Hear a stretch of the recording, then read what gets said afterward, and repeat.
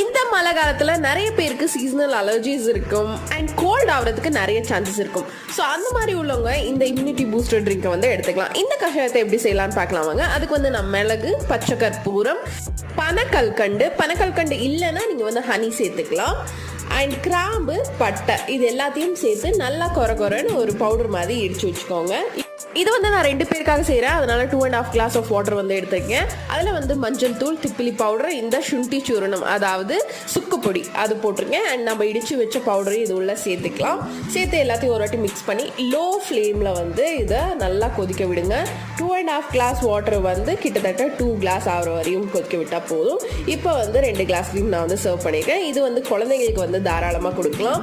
நீங்கள் வந்து இதை வீக்லி 2 எடுத்துகிட்டு வந்தீங்கன்னா கண்டிப்பாக கோல்ட் ப்ராப்ளம் இருக்காது.